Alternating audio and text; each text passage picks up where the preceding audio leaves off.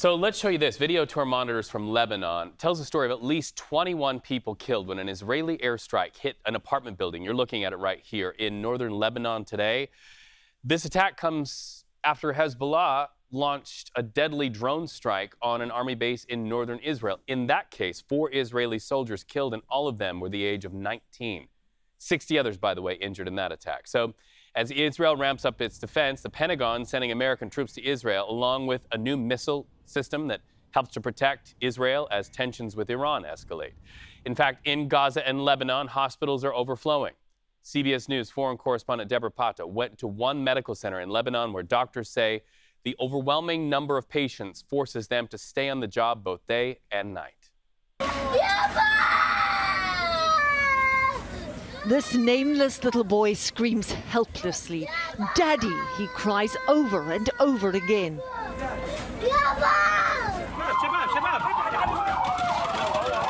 This past week has seen hospitals in Gaza once again overwhelmed with casualties following days of fierce Israeli bombardment across the territory.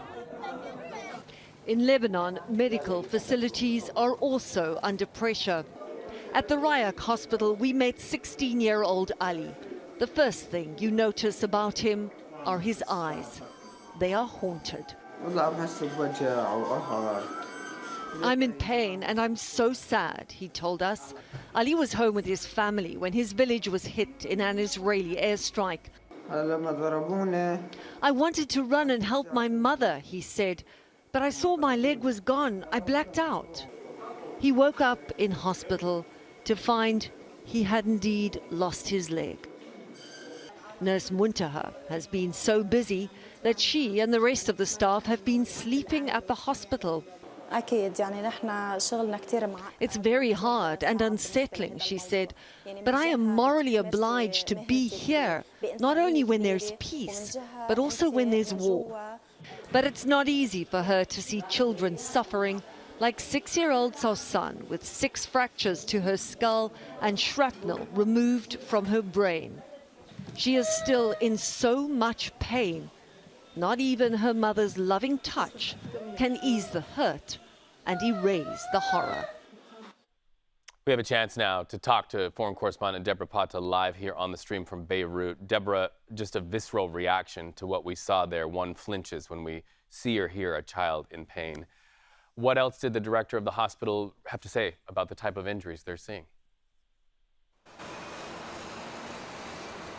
Well, this hospital is in the Bekaa Valley, which has come under heavy Israeli bombardment. It's part of their expanded war, not just in the south, but in Beirut and now the Bekaa Valley. So they are receiving traumatic injuries on a daily basis, a lot of head and abdominal injuries requiring often several surgeries. And the director told us that in the last 2 weeks, they have only been treating civilians. This is a private hospital. The Lebanese economy, as you know, has been in a dire state for 5 years now. So there really is no other financial support. And while they are coping at the moment, if this war escalates further, they simply won't be able to handle the number of injuries that are coming in. In the short space of time we were there, there was another strike nearby, and 2 of the victims, young girls, were rushed to the emergency unit where we could hear their agonizing screams. And as you said, it's really difficult to see people in pain, but to see and hear children, that cuts really deep, Reed. And Deborah, we are wanting to go deeper a little bit. You mentioned in your report that staff are literally sleeping there at the hospital. Why is it that way for them, where a hospital is now their temporary home? And what's morale like for those who are first responders, not only, as she said, during times of war, but also during times of peace? Well, partly it's because they're so busy, so they have to be there 24 hours. But it's also because it's very dangerous. Just going to and from work could be very dangerous for them on a daily basis. And as you hear from the nurse in our piece, this is their profession, regardless of whether it's war or peace. And there is tremendous dedication from the staff, as you know, who are sleeping in this hospital. And that is another burden the hospital administrators have to bear. They're also feeding all these staff members who are living at the facility.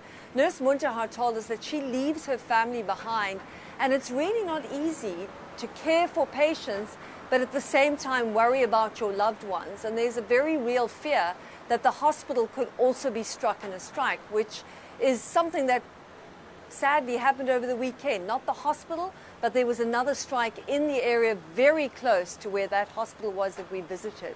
We also went to one of the villages not far from this hospital, the village of Khodo, which is, like many in that area, been hit numerous times by Israeli airstrikes, and spoke, to a man whose brother, a much-loved teacher, and his grandson, 10-year-old grandson, were killed. But the thing about that village was that everyone had a story, Reed. Everyone had a story of trauma to share. There was another house nearby where a father had been found in the rubble holding his 2 daughters close to him.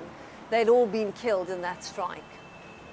So let's talk about the trauma on the other side of the line. Hezbollah has claimed responsibility for the drone attack on that Israeli base. The U.S. is now sending in troops to back up Israel. We understand that 4 soldiers, 19 years of age, are killed. Their families are grieving their loss. Has Hezbollah responded to the move of the United States to back up Israel in this specific instance? Well, Hezbollah has claimed responsibility for the attack. They said it was in response to the Israeli military strike on central Beirut last week, in which over 20 people were killed. Most of the strikes before this were in the southern suburb of Dahir, which is regarded as a Hezbollah stronghold.